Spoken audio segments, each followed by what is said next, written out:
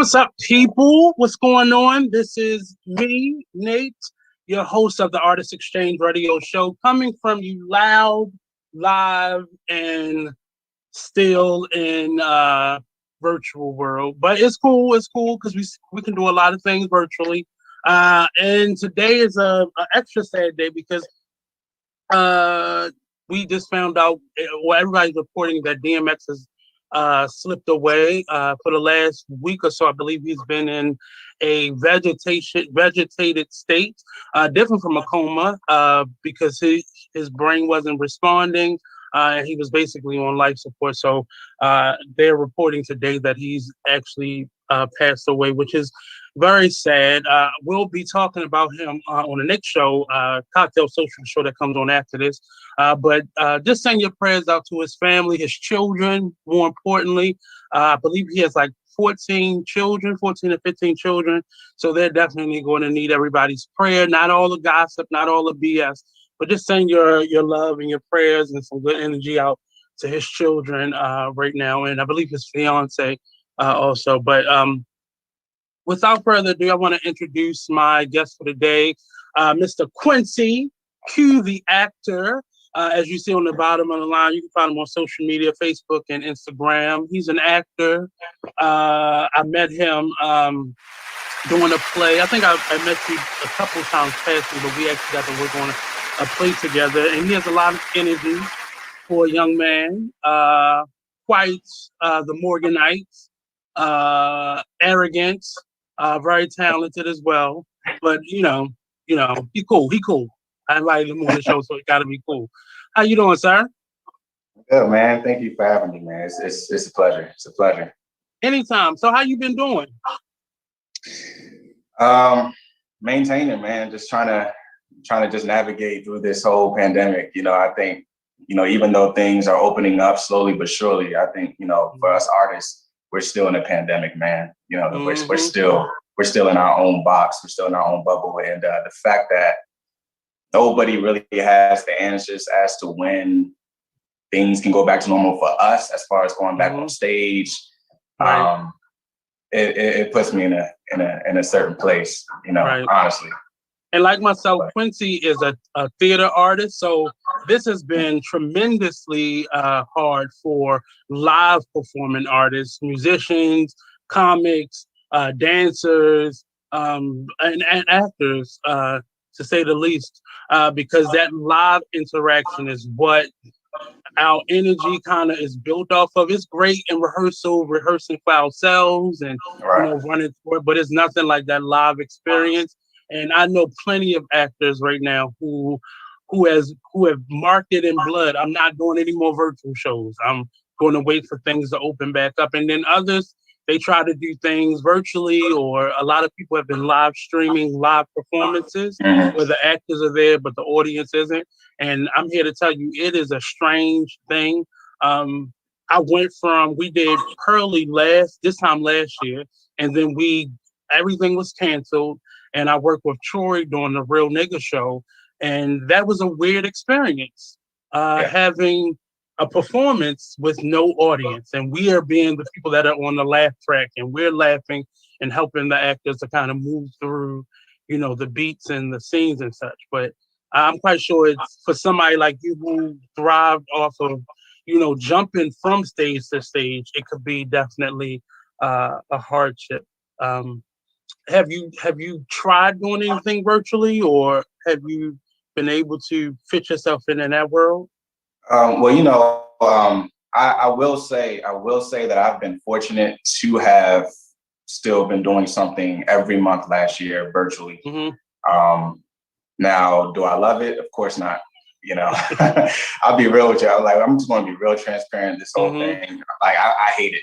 I hate all the technical glitches and people not unmuting their mic. It's from the Zoom technical difficulties, just the people, people's internet being different. This is not how it's supposed to be. Right. I mean, I'm grateful.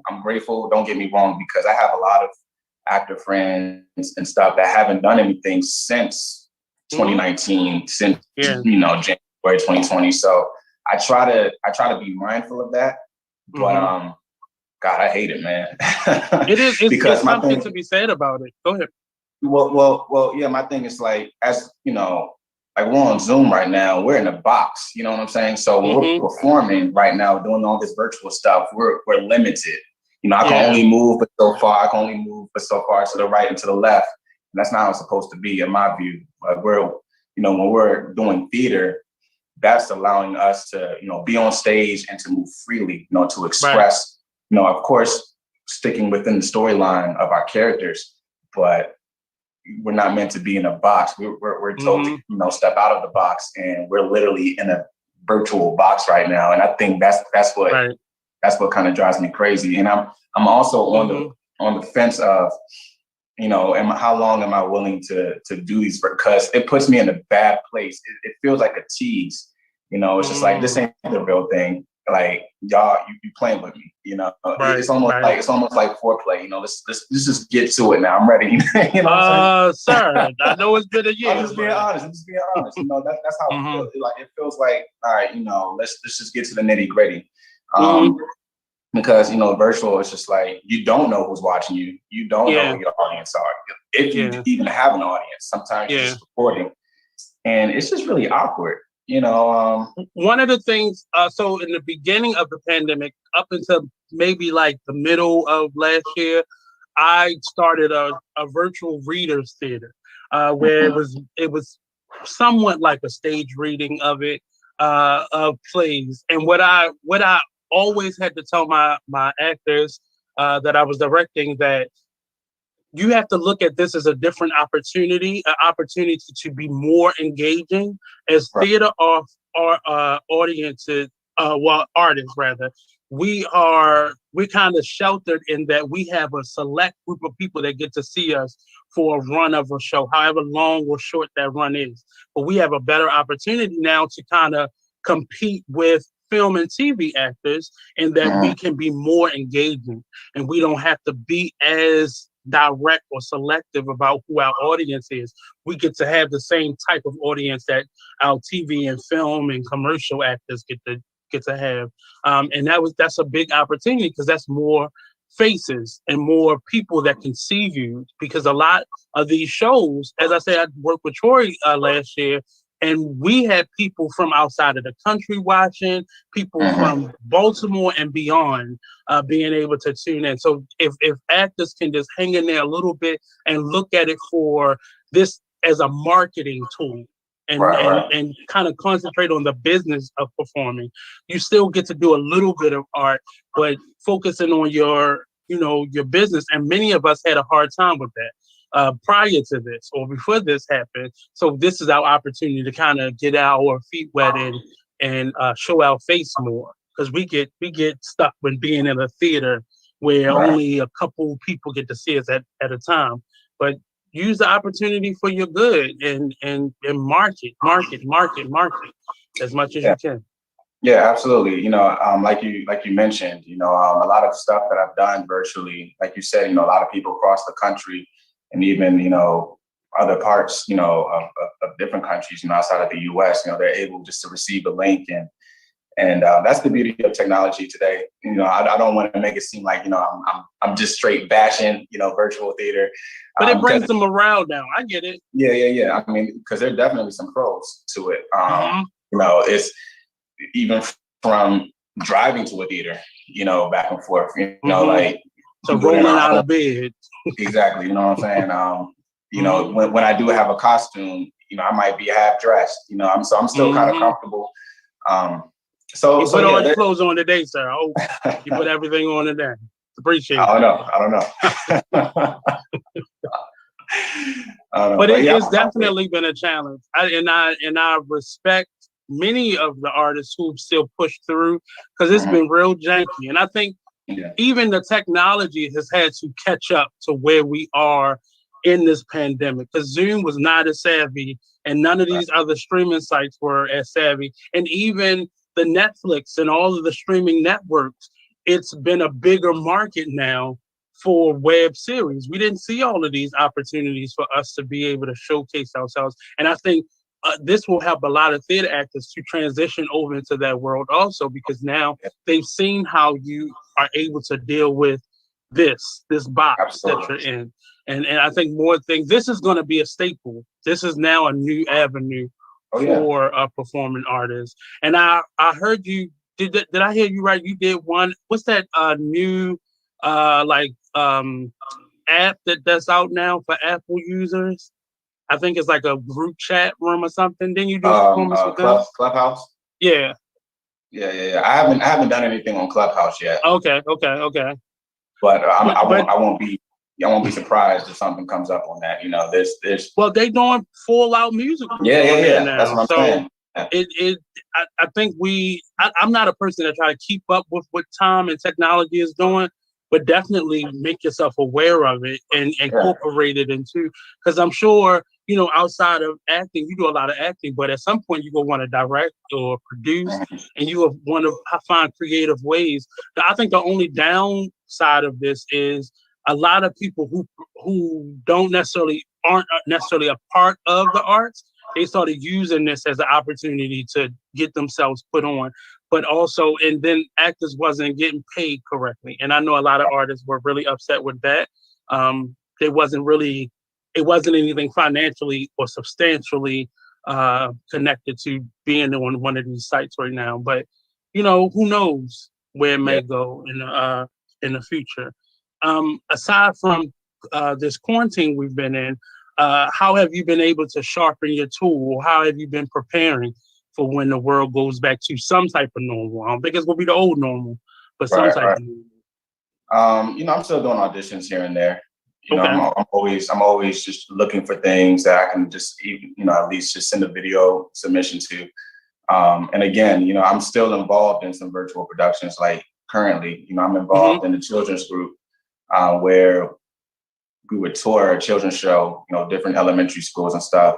But, Mm-hmm. of course, with this whole thing going on, now we've been able to do it virtually and send the link out to schools and stuff like that. Cool. So, Cool. I'm still doing that. I actually had a show 2 weeks ago, and we have a show coming up on the 22nd of April. Mm-hmm. It's just for schools who are just willing to check us out. So that keeps me busy. I hate the whole setup of like, dang, I gotta set my iPad up, make sure my thing's good, make sure my costume's right here. Mm-hmm. That when I'm in it, I'm in it. Yeah. That never goes away, whether it's Yeah. virtual or live. And I'm reminded how much this means to me. Right. So that keeps me sharp, and especially children's theater. You got to have like another type of energy to do Mm-hmm. that. Yeah. And but it's also a challenge because with children's theater, we need that reaction from the children. Yeah. Yeah. They're a different type of audience, man, and Mm-hmm. that keeps us going. So it keeps us on our feet because we have to find ways to be engaged without having that reaction from the children. So like, okay, Mm-hmm. what can we do to maintain their attention span while they're Right. looking at it? So, we're always coming up with different ideas, and it's a lot of fun. It's exhausting a lot more than doing it live because you have to stay on your feet. It's draining just looking at a screen for an Yeah. hour and some change, and let alone a child at that. Keeping their attention. It's hard to do that while you're in the classroom. I haven't Yeah. physically been in a classroom since March the 13th, Friday, March the 13th. And Mhm. doing all of my now teaching virtually, it is dragging to me. One, because all you see is the ceiling because they don't want to put their camera on themselves, or so it's been Right. definitely different. And I understand the difference. Even keeping the crowd control down when you're doing it live, I'm sure is difficult as well. But actors think a lot, and we Mhm. often think when think about things that we shouldn't be thinking about in the moment because we're trying to make sure everybody is satisfied and everybody is getting what they want. But it is definitely hard, and I commend a lot of you who kept the ball rolling. I've been able to do some projects, but I've limited myself to very little because it's frustrating. Yeah. Getting your sound together, having to invest in better mics and sound and lighting, and you know, I can't do everything from the comfort of my boudoir. But you want to make sure your space is, adequate for performance or being professional, and doing radio has kept me in it. It has kept me in it, but I definitely, I see it because I see it different in your mood. You normally are the kid that's popping around and jumping around. And it did take a big wind out of a lot of us who are Absolutely. used to being performers and used to being in that space. But theater, unlike the rest of the arts, it trains us to be quick on our feet. And, Mhm. if the lights go out, we all have performed in these, community theaters. So the lights may go out, the sound may go out, but you got to still give a show. Despite what the circumstance is. So I think a lot of us theater performers had a up on top of a lot of the other people who have tried this platform, because you could see celebrities was having a hard time, you know. Yeah. So we felt like we were on the same page with a lot of people who have the money to be able to make these things work. But I think in the next couple months we're gonna see some things change a little bit or get a little bit better in terms of even the technology or things, figuring out ways to make this happen without necessarily killing ourselves trying to Right. fit people into a space again. Um, beyond this, and get off that because I'm kind of tired of talking about COVID myself. But the business of who you are, I know in terms of preparing, you still have been auditioning and still doing shows. But how have you kind of stepped up the business of Q Entertainment? Um, honestly, man, I'll just be real. I haven't. I felt like I haven't as much as I feel like I should have. I Mm-hmm. haven't really. I think like you said, I'm kind of limiting myself at this moment. Kind of just Mm-hmm. waiting, just to get some type of just anything. Like, all right, I get it. It's So real. I'll be real. I haven't been going as hard. As far as like marketing myself or Mm-hmm. you know, even when it comes to like creating a website and stuff. Now, I will say I have been still updating my resume, and I just want to just say this out there for y'all doing virtual theater. Put that on your resume. Like, Mm-hmm. just put that. I'm just saying that right now. Put that on your That's resume. another section now that you can add to your Yeah, your that resume. because at this point, like you said, we're not going back to the old normal like this. We're about to create a new type of normal where A new this platform. this is it.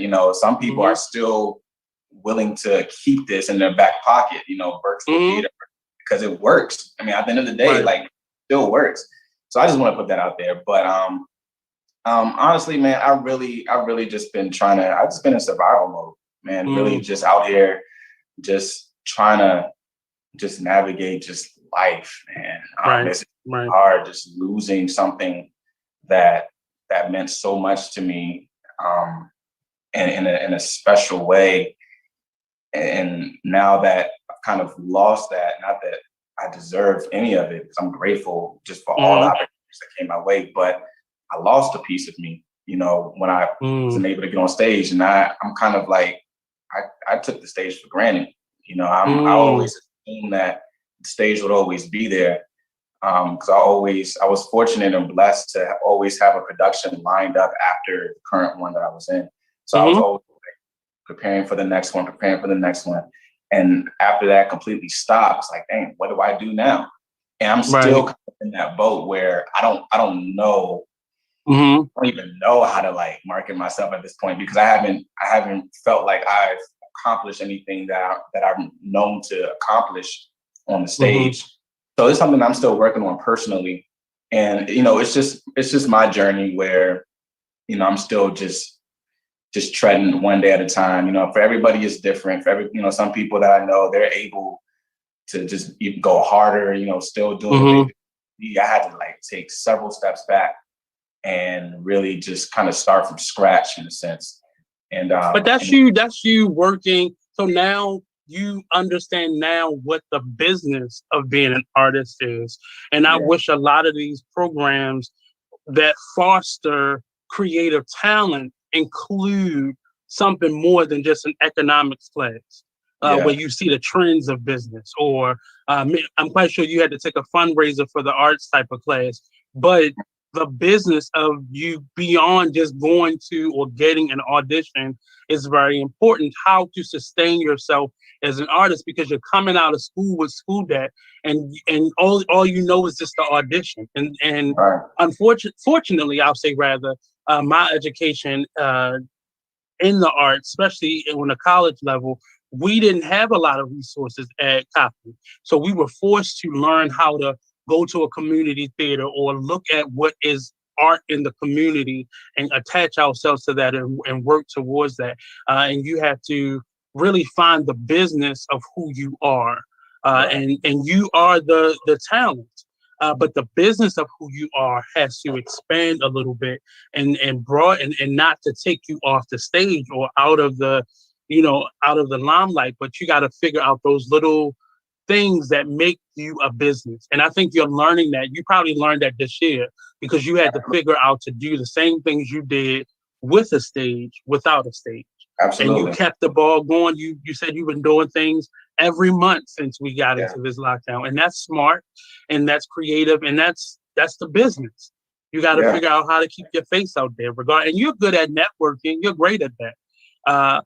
But the business of it, beyond the Mhm. networking, beyond getting the audition. So what do you do when there isn't any work? What do you do, because you got a child, you got a whole child, so there ain't no Yeah. slouching in your Right. world. So Right. you got to figure out how to keep that moving. And I think that has either taught a lot of artists in this last year or so how to do that and the importance and significance of that, or a lot of people have retreated and like, I'm just gonna wait. And you see a lot of things still happening. A lot of things, are happening in the meantime. So life didn't stop, because things were slowed down or put on a pause, but life didn't stop. Bills didn't stop coming in. Right. We have to just figure out how to. Can you hear me? I think Yeah. You good. okay. We just have to figure out how to keep the ball rolling. Um, in terms of this year, also, you lost a big mentor. Uh, how have you been able to deal with that and rely on that? Ms. Dunlap is who we're speaking about, Shirley Bastro Dunlap from Morgan State University. If y'all didn't know, that's where that's Quincy's alma mater. Uh, and we lost her last year at the very beginning of this pandemic. How has it been for you in that tight circle of Morgan? Um, it's been rough, man. It's been super rough. Mm-hmm. Because a lot of us, we were just talking to her, Yeah. and the thing about Dr. Dunlap is that she, she didn't let age define her. She just kept Mm-hmm. doing things and accomplishing things, and she had plans and goals, and And she was living out. She was living out her goal. She's one of the well, few theater professors that I know of that was active in her career. College professors in general that was active in her career, doing regional theater, still writing books, getting her doctorate. she was about it. She Mm-hmm. was, and the thing was, she didn't really talk about it much. She just did it, Yeah. and she just let her actions just speak for it. And that's what, I don't know. Just going into my freshman year in 2010, all the way up to now, like we established this close relationship, especially as being a theater major. So we're under her wing, Mm-hmm. and the closer you get towards graduation, the more you're seeing her face. So it's either, by the time you're a senior, either you have a good relationship with her or you don't. Or you one of them other ones. Right. I was Mm, fortunate to have a good relationship with her. yeah. By time and having a good relationship with her was more than just her directing a show or having her as a professor in my class. It was more personal. She knew us and we knew her. She didn't hide anything. But losing her, and I was fortunate, very very fortunate to be in the last show that she directed, which was August Wilson. And it was, I don't know, man, like she just shook the whole world up, Yeah. and um she still I actually had a dream about her 3 nights ago. Like she'll come every now and again in my dreams and I can still hear her voice. You know, that's how close a relationship we had where, you know, she's reminded me like, you know, she's still here with us. But um I don't know, man. The fact that her last show was an August Wilson show at that, her connection with August Wilson was an unbreakable bond. You know, it's like I wouldn't really want to do an August Wilson piece without her being involved. It's because it's like, you know how some people they just have a certain passion for certain things where it's just so fluent. You know, that's how it was with August Wilson. I mean, she was so close with him. And even his daughter, you know, came to the school. I met her a few times, and she actually saw piano lessons. She actually came to see piano lessons, August Wilson's daughter. So, you know, she was just really just a heavy staple at Morgan and just the DMV and just all throughout. And that loss at the time, I was starting to kind of find my way through this pandemic. I was slowly starting to like find my groove as far as like virtual theater, you know, accepting the fact that we're going to be doing this for a while. And then I'm getting messages left and right about I've done lab transitioning, and it's just like I went back to zero. You know, it's like, dang, how do I maneuver for this? You know, because she would be the one to kind of guide us when we're feeling that we're drifting away. You know, she was that guiding source.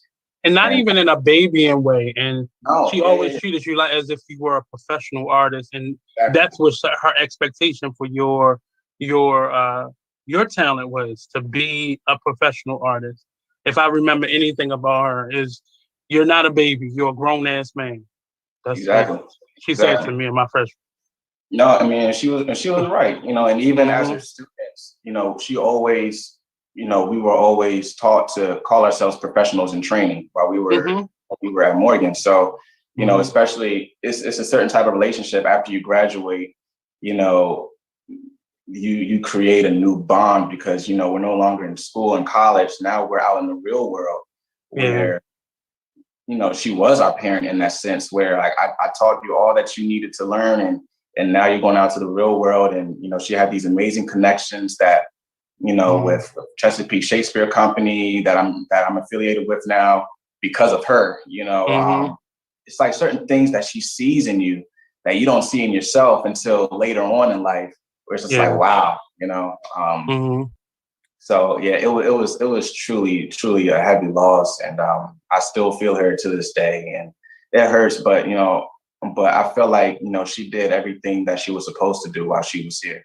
I do believe that, you know. And it goes without saying, even if you didn't like her, you still figured out a way to learn from her, and she figured out a way to still teach you. And then it's hard when you lose someone who is a mentor, because this world of entertainer can be a little all over the place sometimes, and you need that person that can always be your focal point and somebody you can go back to have those conversations with. So I'm sure you and many of the students, and even somebody like me who I just did a production with her, and she swapped classes with our professor sometimes, or cut in and sit in for our teacher often. But it's without saying, and I respected her so much because not all professors do you see them in their field. Normally they teaching you from a book, but she's teaching you from a production she just finished, or she did before, or, you know, her current status as a theater professional. So it's we don't have too many of those in the world.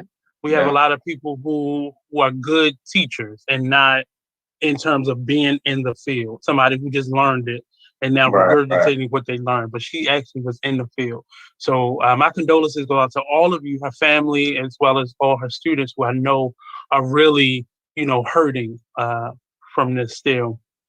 But moving into something more lighthearted, we just tackled a couple. I want to get the stuff out, heavy stuff out the way. But in terms of you being an actor, where did this come from? How did you know? How did you end up at a Morgan Theater department? Where did this come from?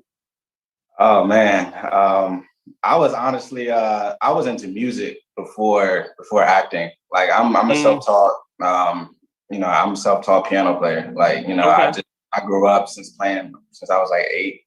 So I always had dreams, aspirations of like, playing behind all the famous artists, Erykah Badu, Jill Scott. I loved R&B. You know, um, Mm-hmm. so in high school and also basketball. Basketball was my thing too. But when I went to high school, I went to um, Flowers High School in PG, and Okay.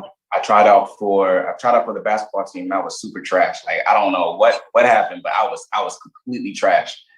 So I'm like, all right, cool. So I found out there was this jazz club, right? So I'm Mm-hmm. like, hey, let me see what's up with that. And this was in the 11th grade, and I remember it specifically. And it was after school. Uh, I was waiting for the jazz club to start, but I was waiting in a class. I was waiting in the class of my drama teacher. And apparently that was the first day of the drama club. So while I was waiting for the jazz club to start in the other room, I'm waiting in, my teacher's room because she's like, hey, just wait in here, blah, blah, blah. All right, all right. And she's talking about this play, which is Pearly. They were doing Pearly at the time. And I'm like, what is a Pearly? You know what I'm saying? Like, never heard this before. Sounds like trash. All right, whatever. What? I know, right? But she kept talking about it. She kept talking about it. And the room was filled. The room was packed. And I'm thinking to myself, like, if I audition for this, I'm only going to audition for Pearly because I want the lead role. I just want a challenge. I want a challenge. Mm-hmm. So she gave out sides, which were like audition pieces for all the characters: Get Low, Captain Kachapi, Missy, everybody. Mm-hmm. And all I took was Pearly. I'm like, I'm gonna just take this. So needless to say, I never went to my jazz club. I stayed in the drama club. I went back home. I looked at the side and I memorized it. I worked on it and I'm like, yo, this is for me. Then let it be. If it ain't, cool, whatever. So auditions come. Long story short, I got the role of Pearly, and the rest is history, man. I Mm-hmm. think throughout that process, there was a sense of arrogance, and because I had no understanding, like, hey, I'm the lead role, hey, I'm Pearly, blah blah blah. I had no sense of training. I had nothing. I was like fresh out the womb with acting. So my high school teacher slash director, she humbled me and was like, look, you have to humble yourself, learn to not have your back towards the audience, do all these things. I was all over the place. I was like, But a new actor is often the best to work with because they yeah, don't have a lot of the hangups that we grow to have, absolutely. habits we grow to have, but they're often the best ones to initiate a project with. Yeah. I mean, if they're willing to receive it too, that's the Mm-hmm. other thing, because you know, some people had to like, they got fired from the roles because they just chose not to listen or stuff. So I'm grateful that, at the time, I'm glad that I didn't keep that side of arrogance and like, oh, you don't know what you're talking about. Let me just do it. I was on the side of let me listen and let me receive all the notes. Mm-hmm. So when the curtains opened, we only did like 4 shows. It was a Thursday and Friday, and then the next Thursday and Friday. The curtains opened and the feeling, I can still remember the feeling. Like, you talk about nervous, like I felt like I was about to throw up, but as soon as the curtains opened and I Mm-hmm. said my first line, brothers and sisters, Mm-hmm. um, at that moment, I just knew like this is for me, because Mm-hmm. it was a feeling that I just never experienced before. It was from the reaction of the audience, just to the camaraderie of my castmates and the dancers and the pit singers and everything, like just the bond that we created from rehearsals, and even the story of Pearly. Like, it was some emotional parts in Pearly. And it was from the director believing in me, and just from that moment, I was like, I can do this for the rest of my life. You know, I can truly do this for the rest of my life. And I think Pearly was the perfect gateway because it had dancing, it had singing and acting. It was musical. So, you know, it had all of that. But that one's still different from a lot of, you work harder. It's some that is more dance intensive and more song intensive, but that one is just, it keeps you moving. Like there's a nonstop, and that role is nonstop. So you got to always be on. And with that, you know, we did a lot more dancing because, you know, it's a high school production. You know, Pearly, in a sense, is a lot older, of course, but, you know, we were all young. So we had, you know, movement in our bodies. So it was a lot of dancing on my end with Pearly. So just learning that, and, you know, my director, she gave me the freedom just to do what I felt was natural, especially during those times where Pearly had those long monologues, and how he was telling the story of how, you know, in the second act, I think, you know, I don't know, you know what I'm talking about, where he just had that whole storyline.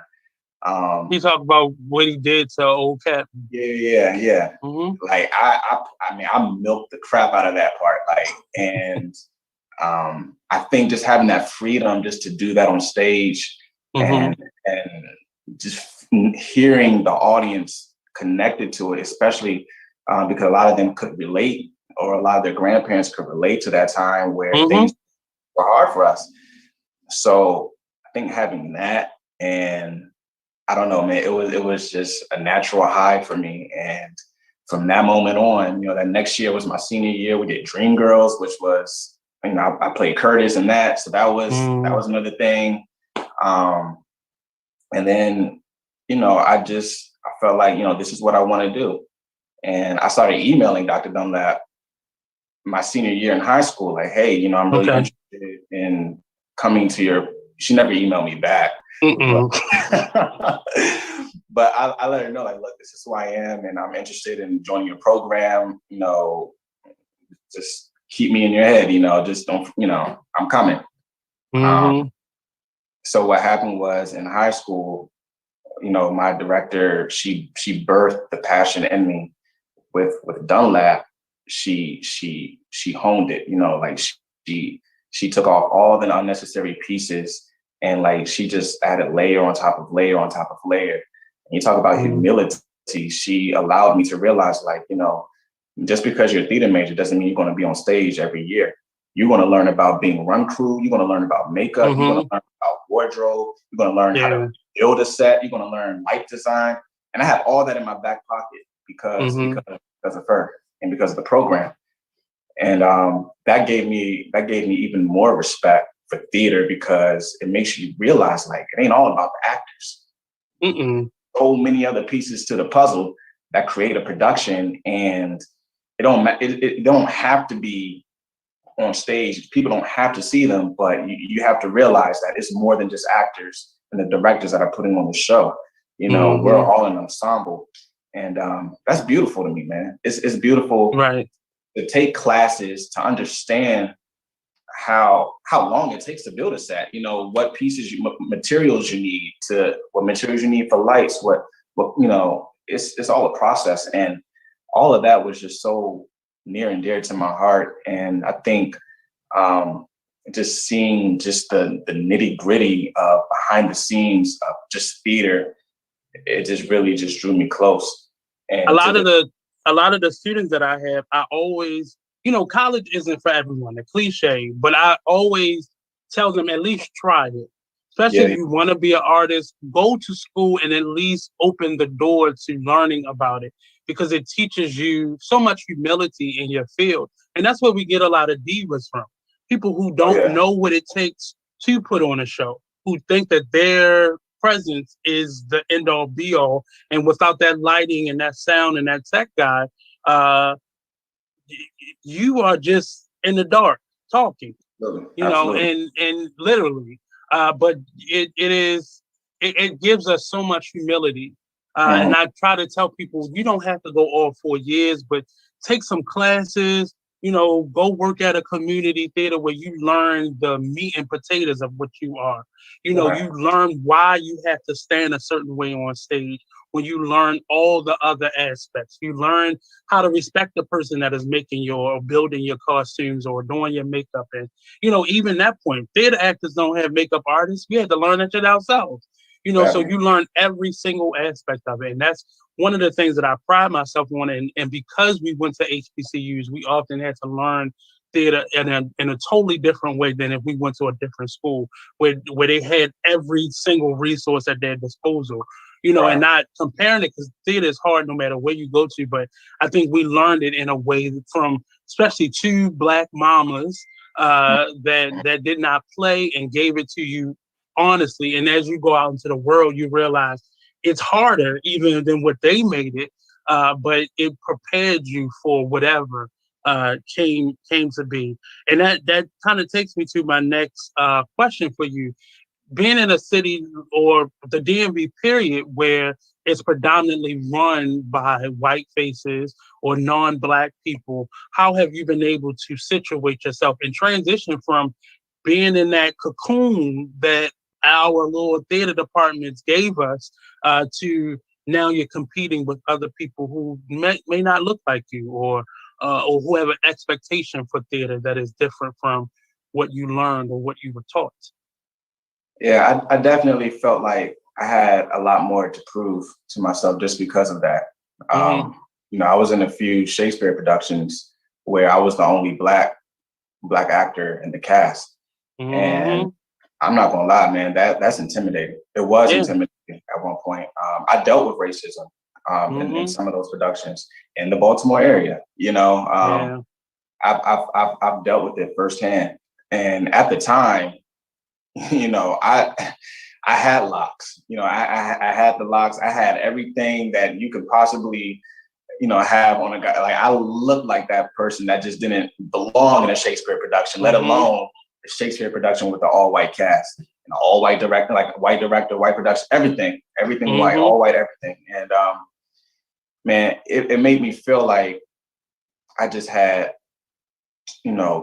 like double or triple the amount to prove to myself.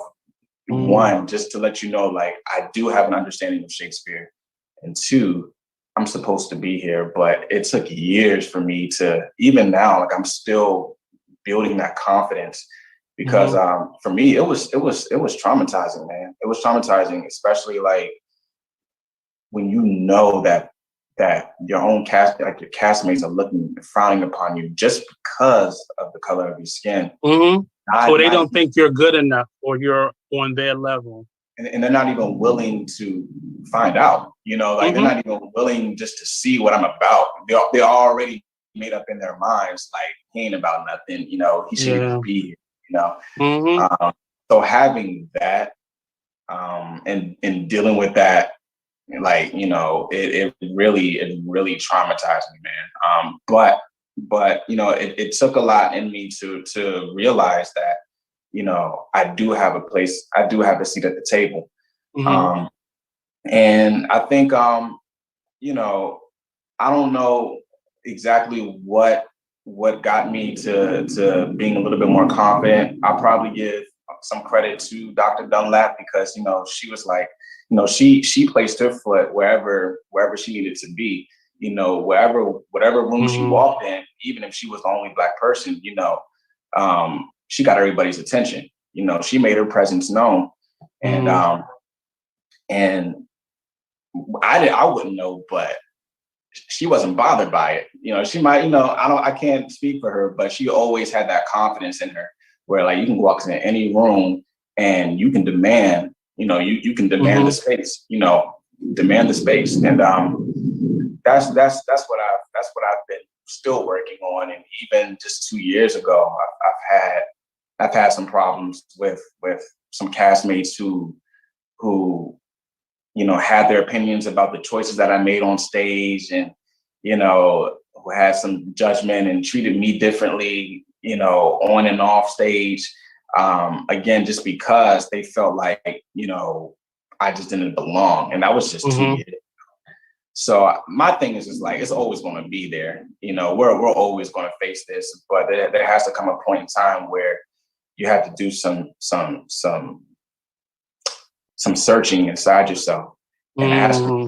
you know, do you belong here? Do you feel like you belong? And if the answer is yes, then own it. If not, then take a step back and then see what you can work on, or, you know, see what you need to help you move forward. But the answer to that question for me is always yes. I belong. You know, there's a reason why I'm here. And I ain't got nothing to prove to nobody. I ain't got nothing to prove to y'all, you know, my castmates or nothing. I'm here to tell a story, you know, and if y'all ain't here, you know, if y'all aren't the same page with me, then that's on you.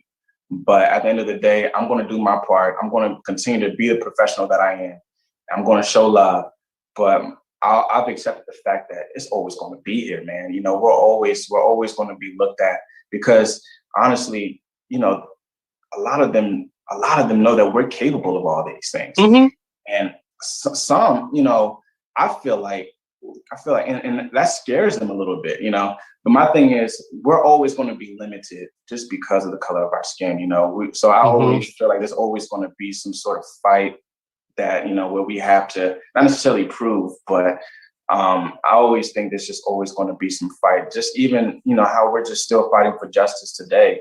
You know, this is no different in the theater world. You know, we're always going to be a fight. But my thing is just keep on fighting. You know, just keep on, you know, owning your space, finding your light. You know, and taking ownership of the stage, or the virtual stage where we are now. And, you know, just screw what they think, screw what they say. You know, there's always going to be somebody, black or white. It hurts to know that it's still like it's in every facet of our lives, and then we got to go to rehearsal and face it too. And now you understand why many actors quit, because it becomes a psychological thing. But in how you take those moments or those lessons, how have you been able to incorporate that into how you prepare for a role, or how you are looking at yourself as an artist? Like your life as a Black man, how has that imitated your life as a Black male artist?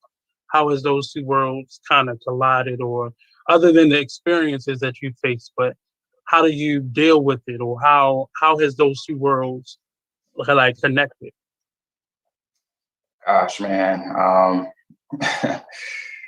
I mean, just stepping out and just stepping out outside of my home. You know, it's always just going to be.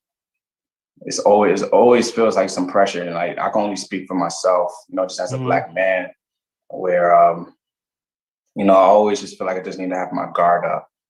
You know, just even just as a Black man in period, man, whether I'm, you know, a theater or just driving on the highway, you know, passing a police car, you know, I just always feel like I just need to do what I'm supposed to do.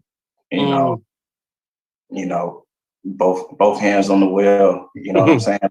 Don't even look like I'm looking down at my phone or anything that, you know, give them a reason to, and I feel like that's the same with theater. You know, I just do what I'm supposed to do. You know, I try not to give them a reason to. If y'all not in Baltimore right now, it's thunderstorming. So you hit on both of our mics. I ain't want to just keep going and nobody said No. anything. I just try not to display a reason to even give them a thought, you know, even though it's still going to happen. You know, I can only do so much, but I think, man, I'm exhausted. I'm tired, man. I'm just tired of and even on the perspective of being in the arts, we have many allies who have taken the responsibility and are trying their hardest to make it not necessarily easier for us, but to acknowledge what's going on and make opportunities that fit us in. That is not just us fitting into who they are. You know, here in Baltimore, most of the non-Black theater companies try to at least incorporate one Black play in their season. That's not enough, but the acknowledgement of it is definitely seen. I see it. And I know the ones who are doing it because it just make money versus the ones who are doing it because it's their responsibility to tell They all stories and not right. just the ones that make money. But it, I want everybody to succeed. I just don't want. I get tired of having to have to mentally prepare myself for a role and then mentally prepare myself for the treatment that I'm going to get when I walk in those spaces. So that makes it hard because I already have trouble learning lines. I don't need another stress maker in in my Yeah, life. yeah. No, that's where I am, Hmm. and that's why I say it's exhausting because it shouldn't be like this, but it's just the Hmm. unfortunate circumstances. Yeah. And again, everybody's different. I can only speak for myself, only because like I've dealt with certain things. Just first, even in the middle of a show, like literally in the middle of the show, my white director pulled me out during the show and said some stuff. Hmm. It's just stuff like that where it's just like, man, I've dealt with some crap, and I'm still young, so it's Hmm. just um, like you said, man, it's one thing preparing mentally for what you have to prepare for your role, for the scene, whatever's coming up. But for me, I also have to just be prepared for the judgment of others. And I don't let that get to me, but at the same time, like you can't, We are it's human. hard for me just to, like, that it's still there. Hmm. My thing is because we all have to work together. Theater is Hmm. an ensemble, requires an ensemble. So it's just like, yo, let's just cut all this out, but Yeah. I'd rather prepare for it than to walk into it blindly. Yeah. Um, Yeah. Yeah. but it sucks. It sucks all the way around, but my thing is, I still keep going, Hmm. and because of Dr. Dunlap passing away, and I know I keep bringing her name up, but she just had too much of an impact in my Hmm. life to just stop completely. It's like Right. now it's now a matter of everything that she invested in me, and pouring that into the world, whether they like it or not, whether they want it or not. Hmm. I'm at a point where I'm going to make my presence known, and Mm. whether I have to mentally prepare, cool. But at the end of the day, I'm going to show up and do what I need to do, and I'm going to dip. I'm not going to stay in that funk. I'm not going to stay in that mess because everybody has stuff that they need to work on personally. Right. Uh, and it's not my responsibility anymore. I felt like it was my responsibility to prove to my castmates, to my director that, hey, yeah, I'm Black, but hey, I can do this. I can do this. I felt like it was my responsibility to change everybody's perspective, Black artists. And I realized like That's tiresome. it is. It'll take you to a point where you don't want to do this anymore. And I don't know if you've ever had those moments, but for me, it's been there. Starting even from high school, going to predominantly white high schools and middle schools where you're trying to be a part of this thing and you're trying to fit in, but it's still not enough. I remember my very first show, they forgot that it was a Black person on the cast because they were so used to what they didn't get makeup for me. So the young lady had to use her blush palette as Mm, foundation, and I looked ridiculous. I looked like I had burns on my face, and yeah, that embarrassment gets you, makes you stronger. But at the same time, you're like, I don't feel like doing this no way. And that's how I ended up at Coppin. I wanted to go to the blackest school that I could think of that that would give me, that I would be taught me and not right, just right, somebody else's way or somebody else's history. But it's definitely difficult trying to maneuver personalities and racism when you're dealing with it as a Black man anyway. And now I got to come into something that is supposed to be home for me and deal with right, it right. and on that front as well. In terms of how do you choose what you want to do in terms of roles or theaters, or how do you choose the work that you do? Man, I'm at a point where I'm really selective now, only because I've had a season where I would just say yes to everything. Mm, Um, so I'm at a point hmm. like you can't. Hmm. When do you learn how So to say no? exactly. Hmm. And gosh, man, Some you know, 30s I start to creep up on you. You're gonna get tired, I'm telling you. And now I have a child, so it's like, man, look, look, man, I need my time to be worth it. You know, I need to get something out of this. And it's not a matter of being a diva or nothing like that. It's more of like, look, okay, you know, because every show that I'm in, I'm always investing like everything in me, you know. And my thing is just like some theaters, they don't return that same investment. And that's a slap in the face. And it's not even about money sometimes. It's about respect. You know, I need you to respect my value. And I really want to call some theaters out, but I'm not. It's not. It happens at all of them because it becomes about what they need. Even on the collegiate side, educational theater, Absolutely. It becomes about them, and you become a part of what they need to get to where they are. So it's not even one particular theater. Sometimes it's worse at other places, but your value. And I remember seeing you work. And I've seen you in a couple shows, and I remember seeing your work ethic, and I remember where I was. And I remember I asked Woody King, I came to our school for residency. I asked him, when do you say no? You know, because I know at some point you got to say yes to everything because you're learning and you're growing and you got to sacrifice. And he said never. And something in me was like, that don't sound right to me because I'm tired right now even asking you this question, making a space for me to come to this class to talk to you. But you have to learn how to say no. And you're going to be called difficult. You're going to be called a diva.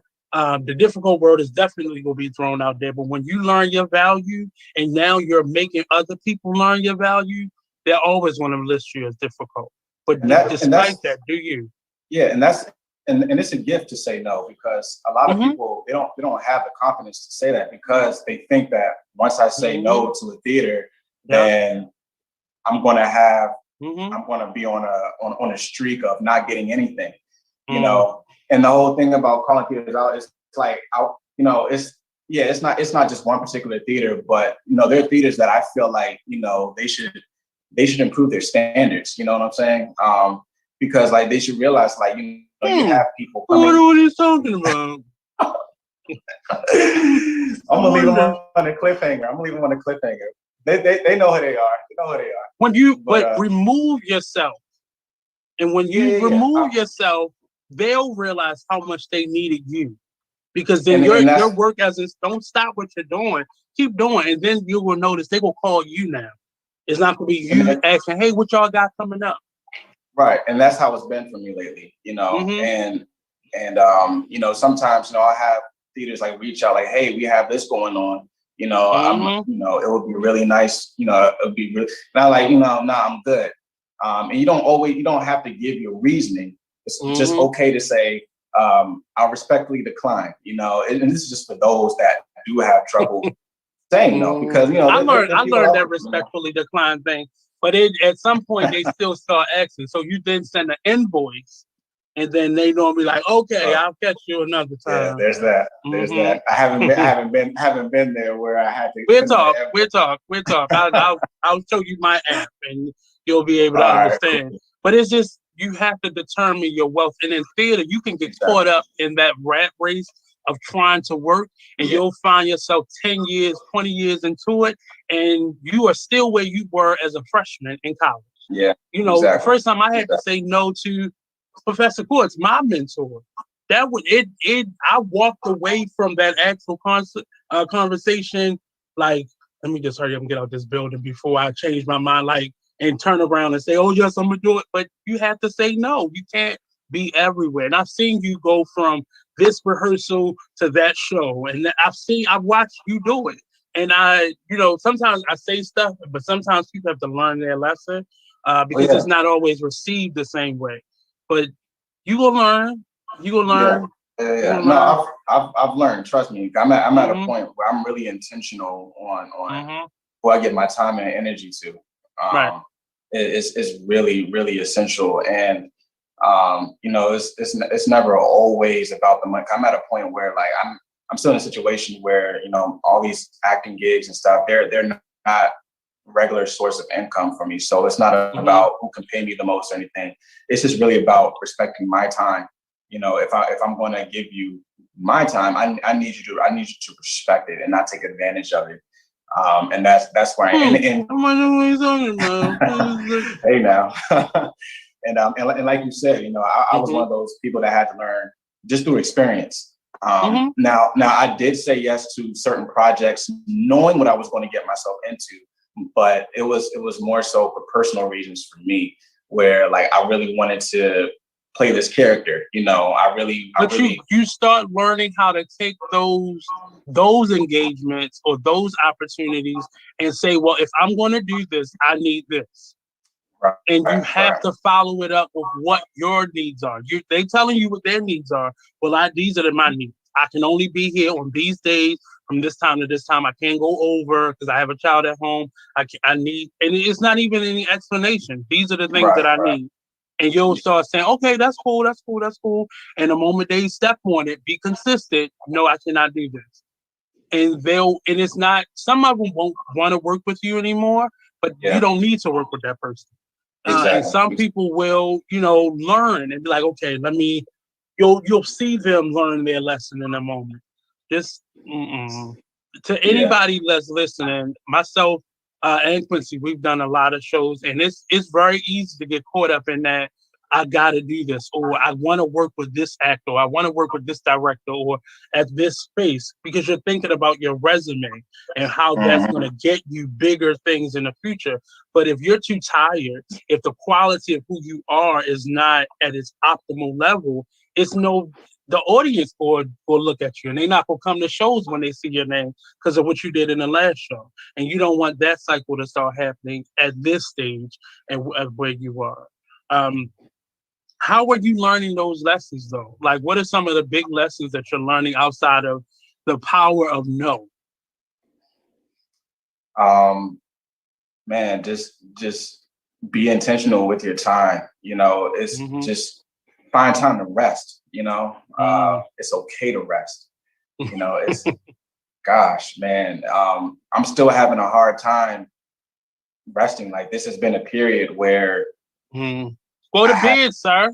Go to bed. No, you gonna learn them lines tomorrow. Go to bed. Man, I'm always, I was always, like you said, I was always going to a rehearsal. I was always just grinding nonstop. It's overlapping.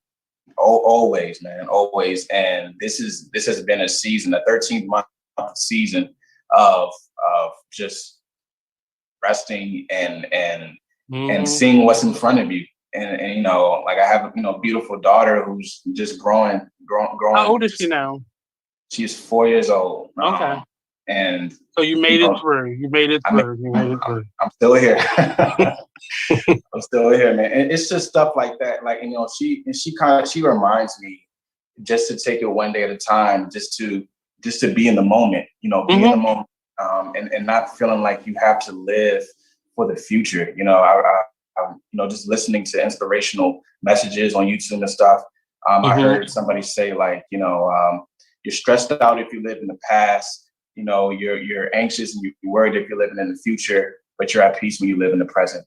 And I was always working for the future, always anxious, like, dang, I got to be busy. I got to do this show. I got to do this to stay busy, to stay this. But now I'm learning to be at peace with what's in front of me now. Living in the moment, man. And just taking advantage of your time and understanding that, look, it's okay to not be doing something right now, because if it's meant for you to do something, then an opportunity will come.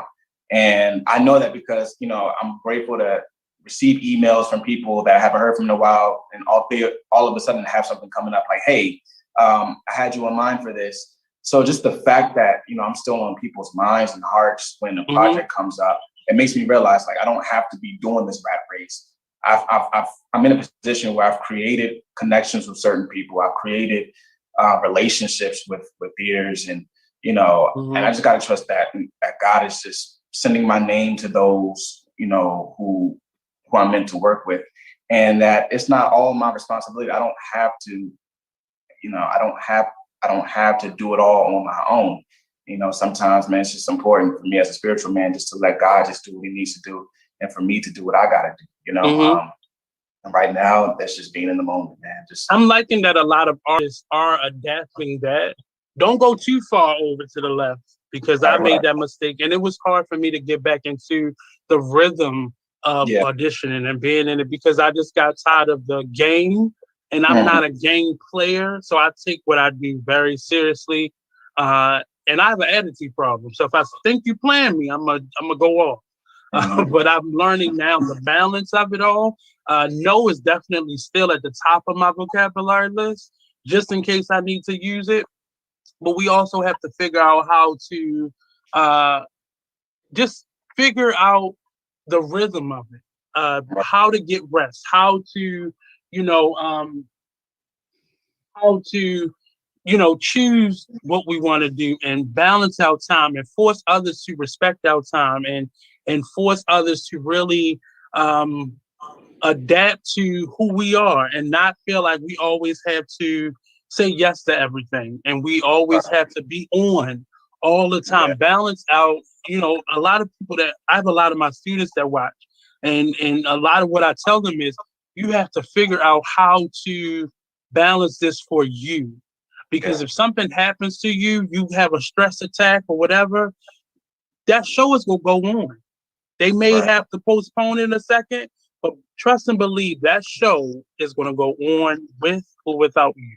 Just like a job will be there. They'll find somebody to replace you before they cancel a show because, Quincy was too sick.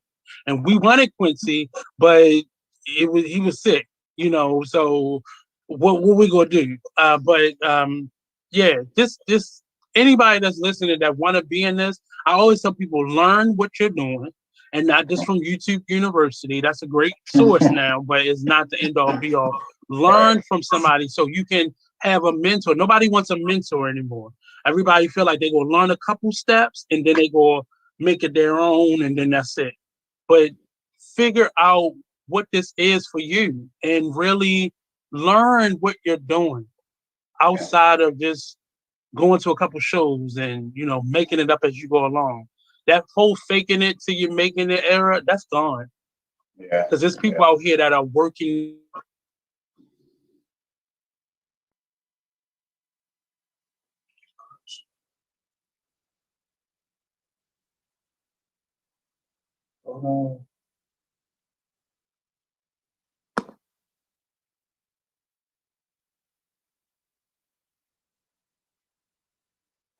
Well, that's what happens in the virtual environment. Hopefully Nate will be back shortly. It is storming outside, so just to make sure everybody understands that it's a horrible storm outside here in Baltimore.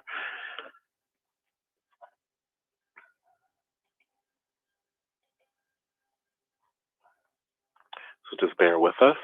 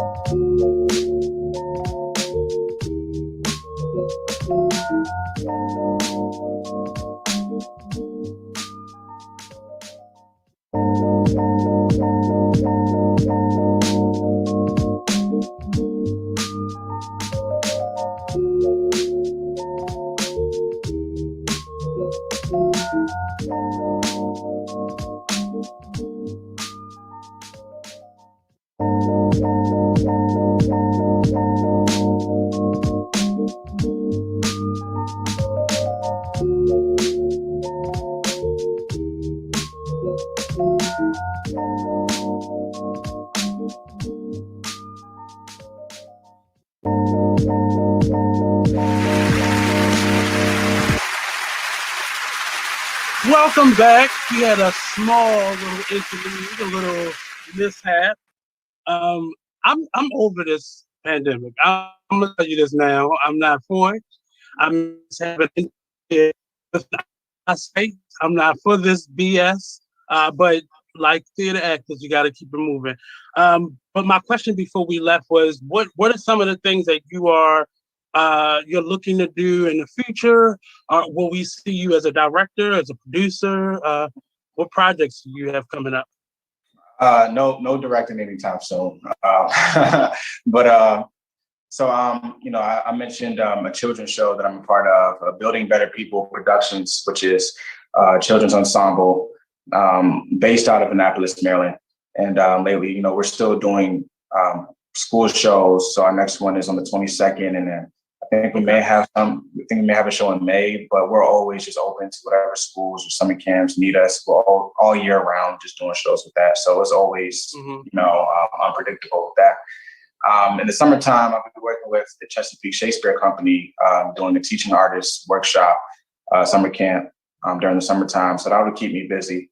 And that will actually be in person, which is, still, maintaining the social distance and stuff. But I think that'll kind of give me some hope for the future. How do you like the teaching aspect of it? Will these be children or adults? Is that a youth program?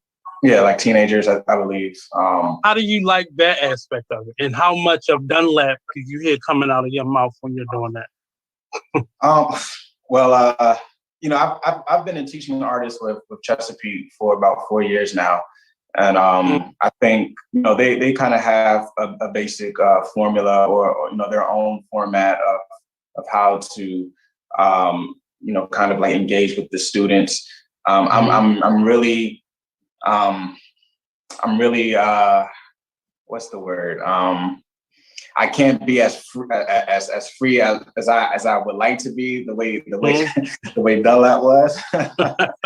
It ain't that kind of party. I think with them it's for a specific, just for English classes. Like I would usually teach like Romeo and Juliet residency at middle schools and stuff, and it would be really just for like the English period throughout the day. So it's not like having one particular class all day. It's just like several classes during the same, So, dealing with certain scenes and stuff from Romeo and Juliet, there's a certain criteria that we follow because there's a certain goal. We're only there for about a week and some change with these residencies. Like we're in and out. So it's more of let's get this formula down to the audience. I mean, not to the audience, to the students. As opposed to building like personal relationships or, kind of like, molding them and stuff like that. More structured in a particular area. But with this summer camp, it'll be kind of in that same field where we're, tackling certain Shakespeare productions for a week and, we'll move on to the next. So it's a different avenue, and she actually put me on with that with Ron, who was the head of all of that, and she actually created that relationship with Chesapeake and I. So I have her to thank for that, but she didn't. I don't really have a lot of Dunlap that bleeds out when it comes to teaching. Because I'm still actually learning myself as a teacher. I don't know if I would like to do this full time one day. Right now, I don't feel like it's for me. I feel like doing what I do with Chesapeake is enough for me right now. Because dealing with these kids, man, it's a different world. It's definitely is a different world. I'm always curious as to what an actor is capable of outside of what we've been trained to do. And it just, I think for me, I'm a little, I get bored easily. So I have to jump from actor to director to teaching to whatever else creatively I'm doing.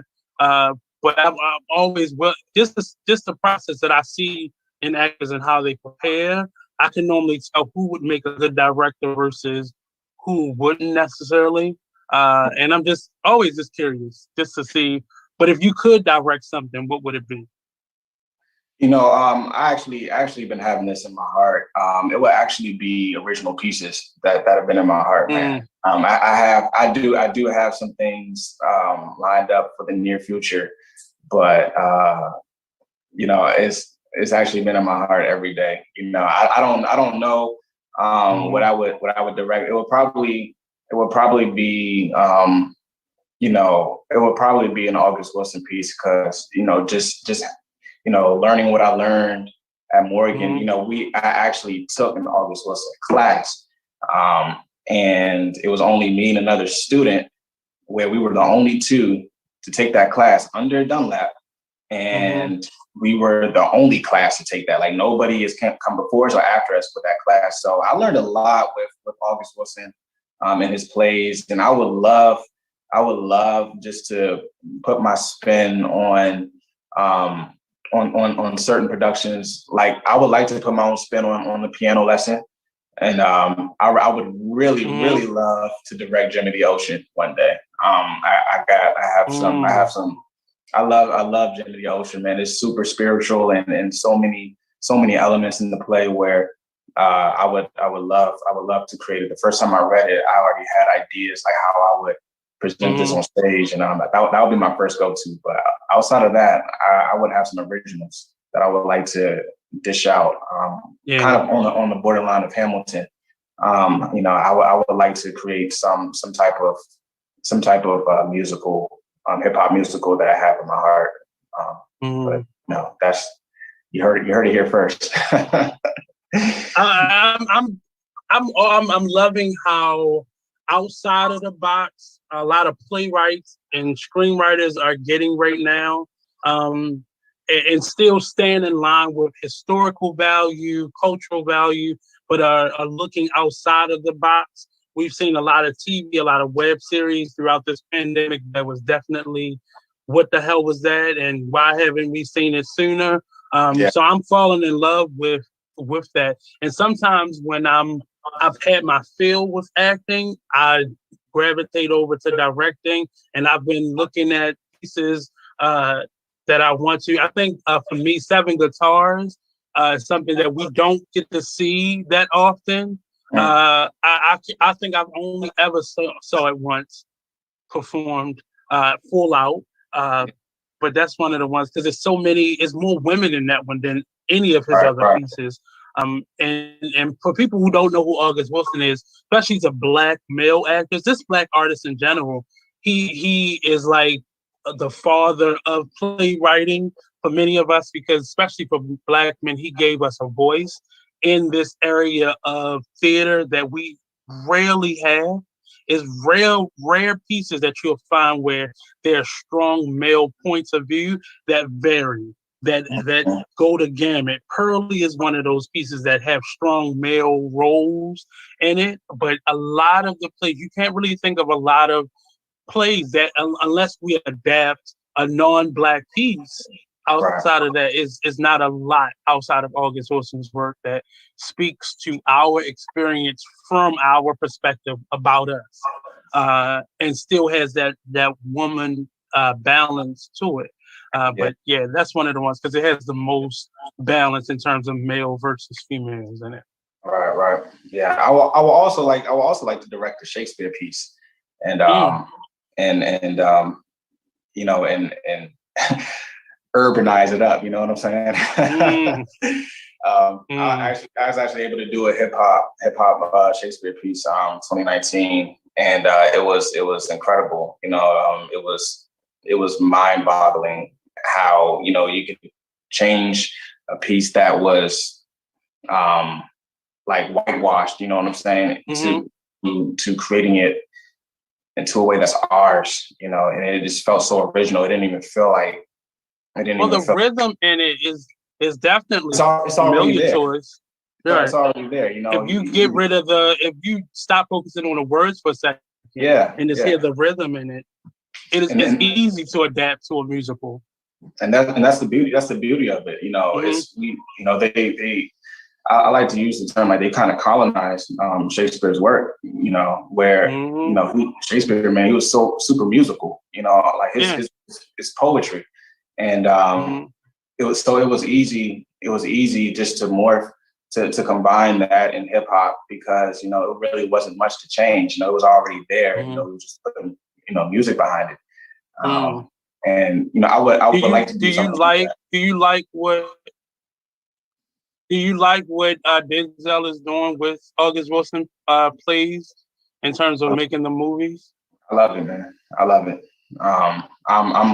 You know, there's some stuff here and there where it's just like, all right, you know, okay.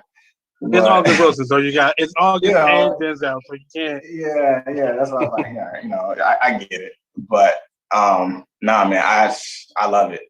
I love it, man, and to see it breathe life for a whole new set of eyes and audiences is. I just like looking at the comments after people have watched the first two. I just like looking at the comments just to see, because of course a lot of people who never knew who August Wilson was watched it also, and that's what I'm watching for. Right. Yeah, a lot of you know, just, you know, watching Ma Rainey's, you know, that came out last year. You know, a lot of people didn't realize that, you know, they thought that it was, you know, the movie was like a movie and not a play, you know. You know, and I just nothing was changed. The only thing about that one they changed is the time of year. That was it. The script is still the same. And that's crazy because I read the script after I saw it on Netflix just to make sure, like, all right, let me see. But I didn't only changed the weather. Yeah, right. Exactly.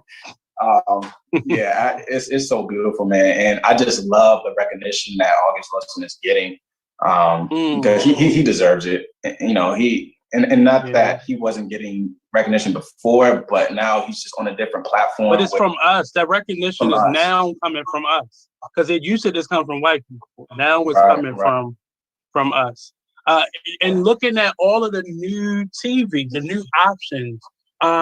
Is it any show you would like to jump on or, you know, test out or be a part of the cast?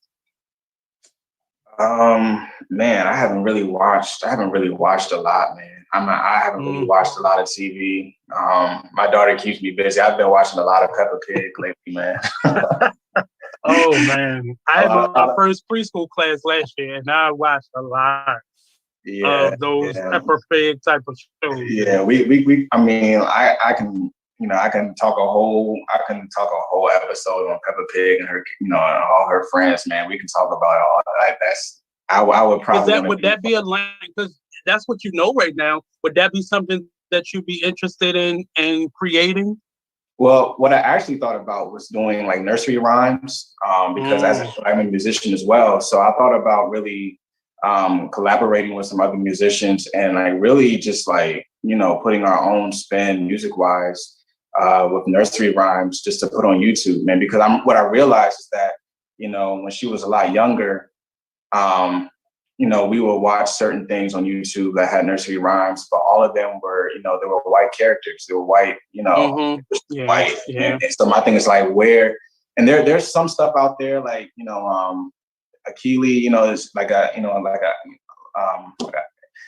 consider her an African princess, but it's just like an African nursery rhymes and stuff like that. So there's stuff out there, but my thing is just like, man, it hasn't reached a commercial level yet. It to be something that like a Peppa Pig. Exactly, and there's like, man, there is a network for that. There's target audience, man, for that. There's always kids being born left and right, and YouTube, just technology alone, man. This is the new age, man. Where this is it. This is our, this is it for them.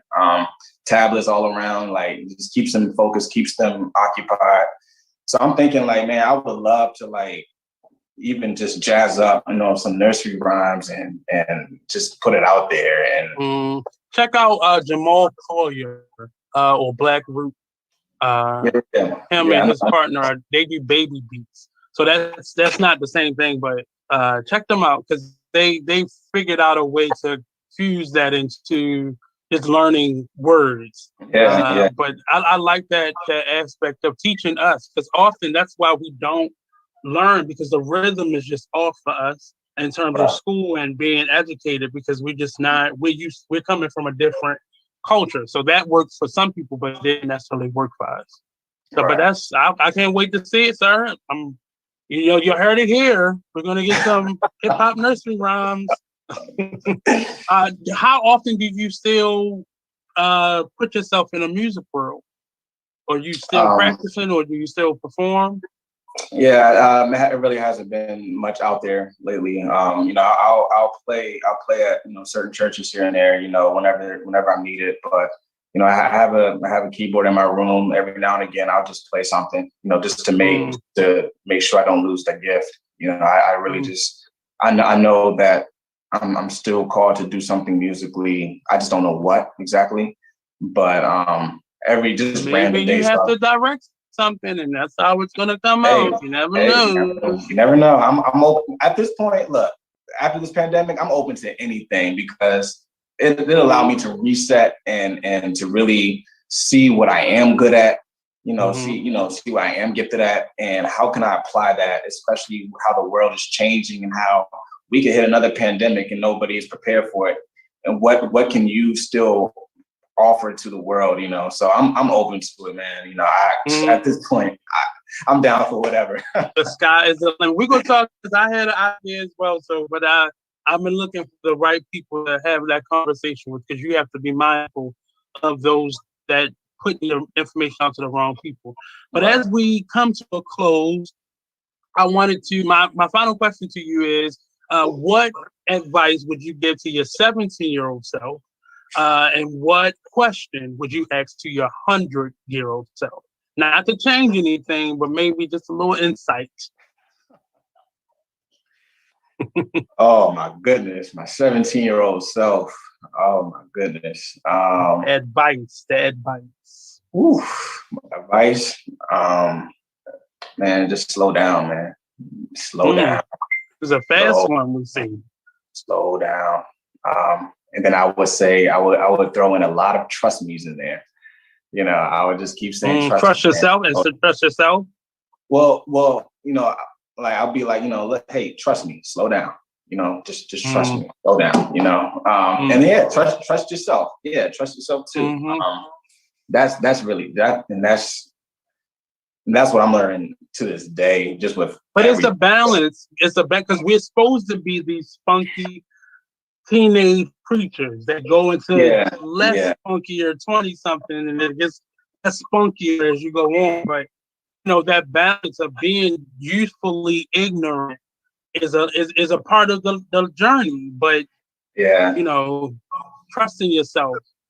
I think the journey that I've been on up to this point, I've anticipated a lot of things where, had I just slowed down, things wouldn't have come at me as hard as they did. You know what I'm saying? Where I always felt like, if I didn't jump on this, then the opportunity would never present itself again.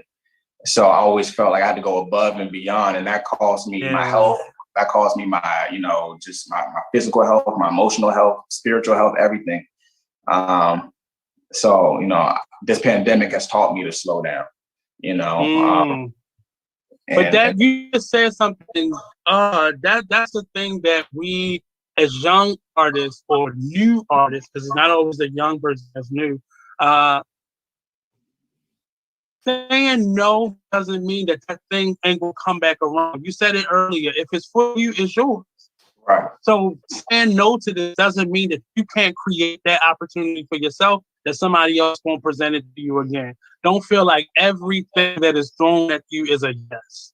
That is one of the hardest things that we learn as young artists that gets us into a lot of trouble physically and mentally and spiritually sometimes, because we go against the grain of where we're supposed to be. Everything ain't a yes. It's not always the opportunity. So what advice or what question would you ask to your 100-year-old self?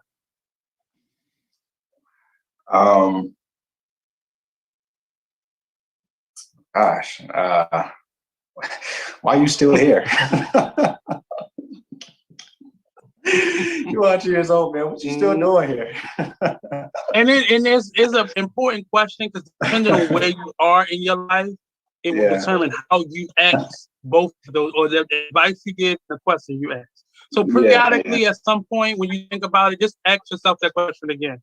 And you'll see, depending on where you are or how you move forward or backwards, that's how you'll answer that question. It's a good writing prompt type of question. No, I actually do. I actually do have a question. I was just listening around, but I don't even know if I want to be here when I'm 100, man. Like, I'm like, look, man, I'm ready. But I don't know. What's it? The Duke of Esberg is 99, and I'm like, God. Cicely Tyson was 6 or 95. We can't win. That's not our decision to make. Well, yeah, I know. I mean, I'll be blessed and grateful. But I think my question is, get rolled onto the stage. That's where you're gonna be at. Man, at that point, man, probably like a holograph and do it from home on stage.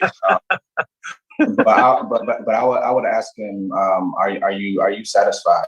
Like, do you feel like do you feel like you accomplished everything you wanted to accomplish? Like, are you content? Are you good, or you still feel like you got more in the tank? I would like to hear that answer, because you never know, man. You never know, and I'm interested in finding out. I know I just kind of joked about that, previously, but if I'm still here, then especially around that age, then I'm confident and certain that I will have been to a point where I've done it all, but there still may be something out there that I can still tackle. So I would ask that question. Are you satisfied yet? Are you good? Or and that's it. And I want to bring you back on, Quincy, because I've been wanting to bring you on for a minute. And this month was everybody who I said I wanted, and I reached out to you all and booked the date. So thank you for saying yes and for coming on to the show and sharing who you are. This show is about engagement and just sharing our story in the process of showing our artistry at the same time. So thank you. I appreciate you. You can find him on social media, Instagram at q.the.actor,